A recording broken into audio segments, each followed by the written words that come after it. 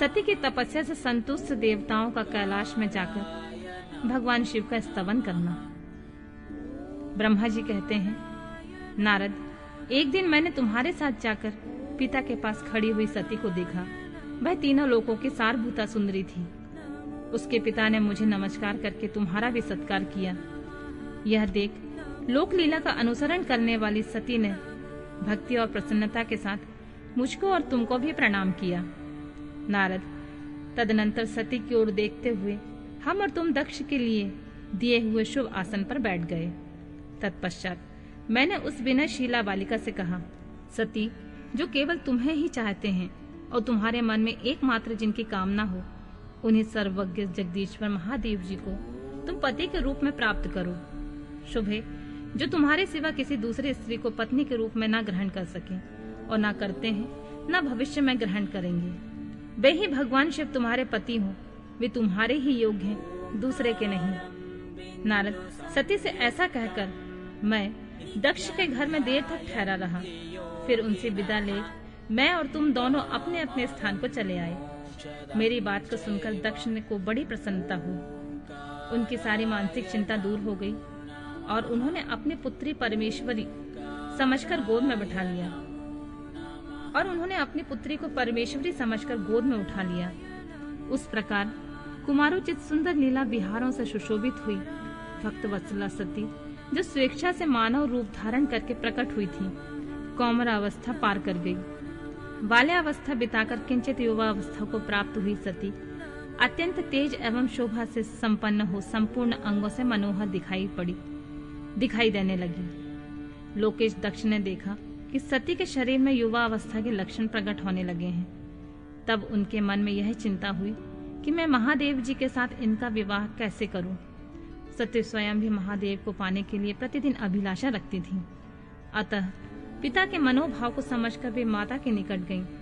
विशाल बुद्धि वाली सती रूपनी परमेश्वरी शिवा ने अपने माता वीरणी से भगवान शंकर की प्रसन्नता के लिए निमित्त तपस्या करने के लिए आज्ञा मानी।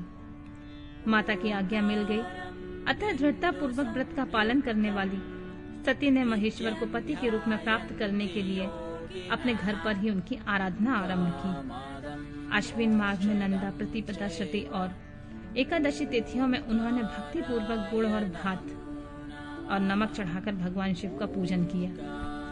उन्हें नमस्कार करके उसी नियम के साथ उसी मास को व्यतीत किया। कार्तिक मास की चतुर्दशी को सजाकर रखे हुए मालपुओं और खीर से परमेश्वर शिव की आराधना करके वे निरंतर उनका चिंतन करने लगी। मार्गशीर्ष मास की कृष्ण पक्ष अष्टमी तिथि को तिल, जौ और चावल से हर की पूजा करके ज्योतिमय दीप दिखाकर अथवा आरती करके सती दिन बिताती थी। पौष मास के शुक्ल पक्ष की सप्तमी को रात भर जागरण करके प्रातः काल खिचड़ी का नैवेद्य लगा वे शिव की पूजा करती थी। माघ की पूर्णिमा को रात में जागरण करके सवेरे नदी में नहाती और गीले वस्त्र से ही तट पर बैठकर भगवान शिव की पूजा करती थी। फाल्गुन मास के कृष्ण पक्ष की चतुर्दशी तिथि को रात में जागरण करके उस रात्रि के चारों पहरों में शिव जी का विशेष पूजन करती थी और नटों द्वारा नाटक भी कराती थी। चैत्र मास के शुक्ल पक्ष की चतुर्दशी को वे दिन रात शिव का स्मरण करती हुई समय बिताती और ढाक के फलों तथा दवनों से भगवान शिव की पूजा करती। वैशाख शुक्ल तृतीया को सती तिल का आहार करके रहती और नए जौ के भात से रुद्रदेव की पूजा करके उस महीने को बिताती थी। ज्येष्ठ की पूर्णिमा को रात में सुंदर वस्त्रों एवं भटकटैया के फूलों से शंकर जी की पूजा करके निराहार रहकर वह मास व्यतीत करती थी।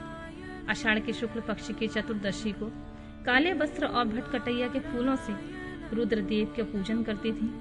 श्रावण मास के शुक्ल पक्ष की अष्टमी एवं चतुर्दशी को वे यज्ञोपवीत वस्त्रों तथा कुश के पवित्रों से शिव की पूजा किया करती थी।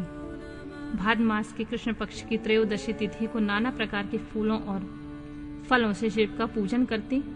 सती चतुर्दशी तिथि को केवल जल का आहार करती थी।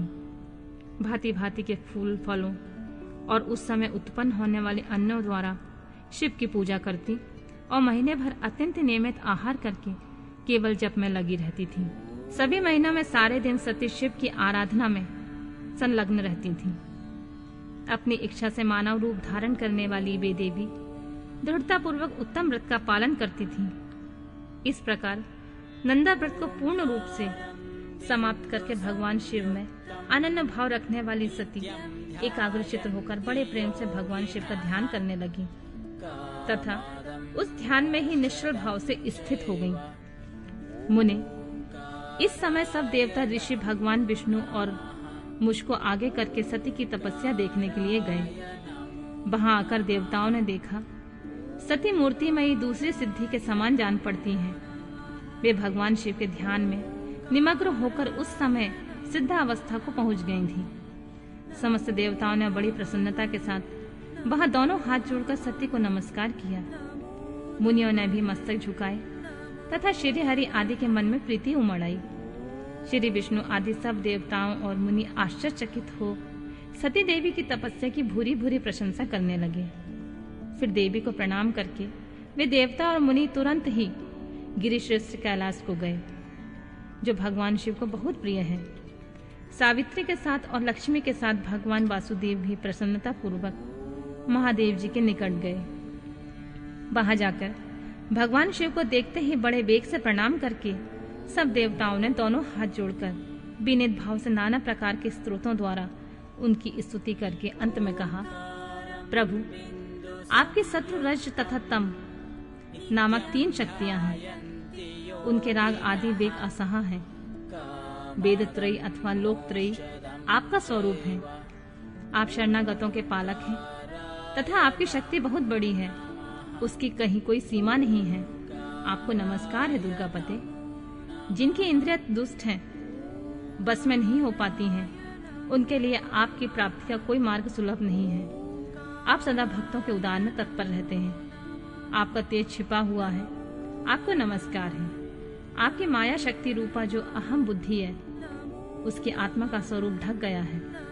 अतएव यह मूढ़ बुद्धि जीव अपने स्वरूप को नहीं जान पाता है। आपकी महिमा का पार पाना अत्यंत कठिन है। हम आप महाप्रभु का मस्तक झुकाते हैं। ब्रह्मा जी कहते हैं, नारद, इस प्रकार महादेव जी की स्तुति करके श्री विष्णु आदि सभी देवता उत्तम भक्ति भाव से मस्तक झुकाए हुए प्रभु शिव जी के आगे चुपचाप खड़े हो गए।